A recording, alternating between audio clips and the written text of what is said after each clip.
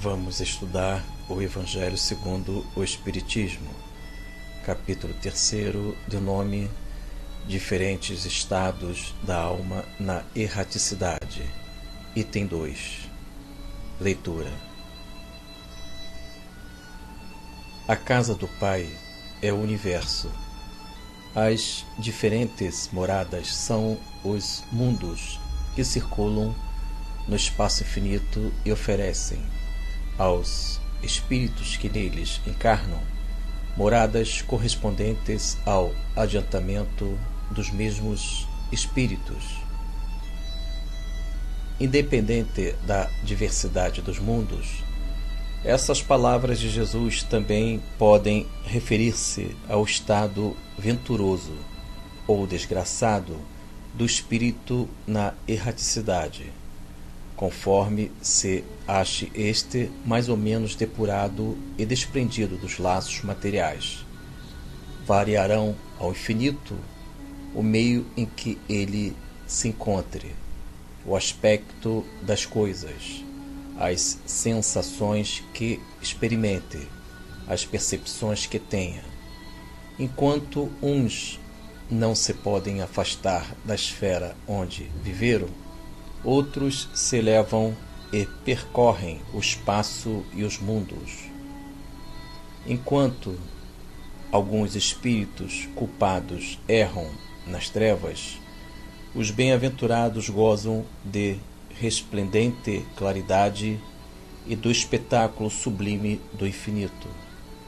Finalmente, enquanto o mal, atormentado de remorsos e pesares, muitas vezes insulado, sem consolação, separado dos que constituíam objeto de suas afeições, pena sobre o quante dos sofrimentos morais, o justo em convívio com aqueles a quem ama, frui as delícias de uma felicidade indizível. Também nisso, portanto, há muitas moradas, embora não circunscritas nem localizadas.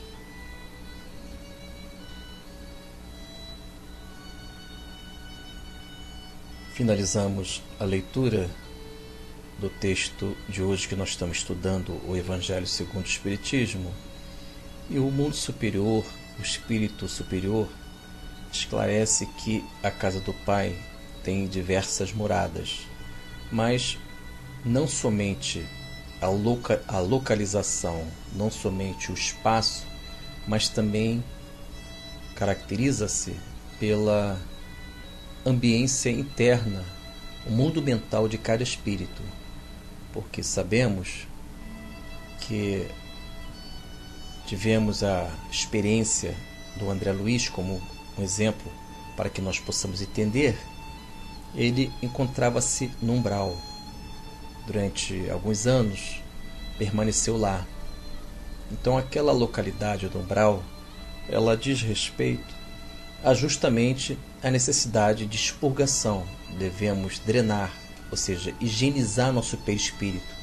Porque se numa encarnação, conforme sabemos, André Luiz foi um suicida indireto, ele abusou dos vícios, dos excessos, o seu perispírito encontra-se saturado de tais vibrações. Então ele não teria condições, no primeiro momento, a habitar uma colônia avançada, uma colônia como assim ele habitou após os anos no umbral, o nosso lar, a colônia espiritual, nosso lar. Mas, segundo as nossas necessidades e méritos, nós iremos habitar os mundos compatíveis com as vibrações que nós cultivamos, desenvolvemos aqui no mundo encarnado. E o texto ainda diz a expressão erraticidade. Sabemos que erraticidade é o intervalo entre duas reencarnações. Ou seja, o espírito desencarna e ele encontra-se na vida espiritual aguardando a reencarnação posterior, uma vez que ele ainda tem compromissos e responsabilidades que ele deixou na última encarnação. Então, entre duas encarnações, ele encontra-se na vida espiritual, se preparando, fazendo uma reflexão da vida que ele teve aqui no mundo material. Além disso, ele se prepara através de diversos cursos, como assim aconteceu com André Luiz. Ele teve diversos mentores. Em cada livro havia minimamente um mentor. Por exemplo, no livro Os Mensageiros, André Luiz tinha o Aniceto. No Libertação, o Gúbio, o mentor. No livro Ação e Reação, 2 mentores, Druso e Silas. Já no livro Missionários da Luz, o mentor Alexandre. E assim vai. Então nós estamos diante de cursos após morte para que nós venhamos a se preparar e viver a experiência da vida verdadeira, a vida maior. O texto ainda diz, e esclarece, explica a respeito justamente que a localidade tem valor relativo de uma morada. O espírito ele pode encontrar-se em ambientes desagradáveis, mas o mundo interno dele já reflete luz e tem vida interna. Então ele se contenta diante das situações difíceis da vida.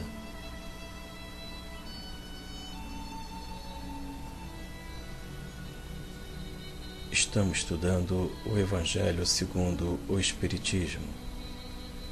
Hoje temos o item 2, de nome Diferentes Estados da Alma na Erraticidade, capítulo 3, item 2.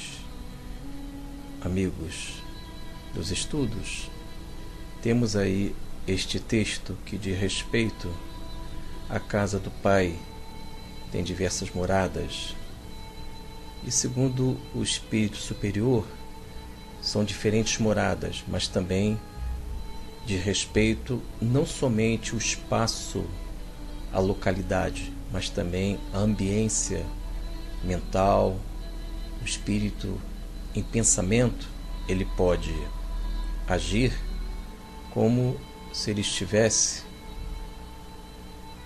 simbolicamente falando, no reino dos céus, com a beleza da luminosidade destes mundos completos, verdadeiros paraísos. São os mundos celestiais, mundos felizes.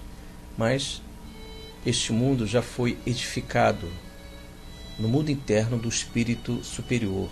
Então, a localidade tem valor relativo, porque ele pode estar em ambiente no mundo externo, em que prevalece ainda a ignorância, as trevas, o caos, mas ele tem bastante luz no seu mundo interior para que ele possa se manter sereno.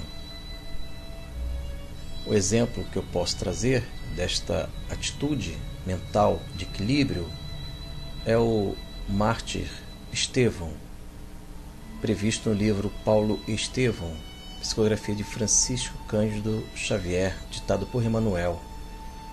E nos primeiros capítulos, o Estevão, o grande mártir, o santo, ele, após o julgamento do seu pai, Ioredebe, por um juiz romano, ele foi condenado, o pai à morte e Estevão à escravidão perpétua naquelas embarcações romanas. E ele ficou preso durante 30 dias naquelas prisões em condições romanas, isto, meus amigos, no primeiro século da nossa era. Mas segundo Emmanuel, ele estava sereno. Ele vivia uma certa coragem diante dos acontecimentos externos, porque o seu mundo interno, já há um certo tempo, edificou o reino dos céus, o paraíso, simbolicamente falando, mediante ações de moderação, de contentamento em Cristo. Então, há uma relatividade de céu ou de trevas, de localidades agradáveis ou desagradáveis, tudo em função do nosso mundo interno. Então, amigos dos estudos, que tenhamos a felicidade dentro, não fora de cada um de nós, que evitemos as miragens, as fascinações das formas deste mundo passageiro, porque não há vida em abundância do Senhor Cristo, e que sejamos sempre espíritos vibrantes, almas dedicadas à alegria em Cristo, porque as nuvens, elas podem ser dissipadas bastando um vento, uma brisa que o autor da vida chamado Deus pode enviar e acalmar os dias nublados, os dias incertos da nossa vida material, da nossa encarnação.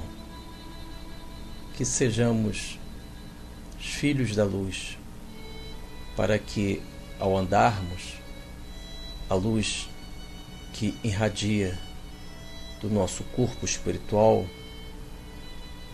do nosso perispírito, possa nos alegrar e sermos manifestações de beleza, sublimação e contentamento em Cristo. Lembrando uma carta de Paulo de Tarso: regozijai-vos sempre, alegrai-vos sempre, independente de localidade, independente de espaço, que sejamos felizes em Cristo.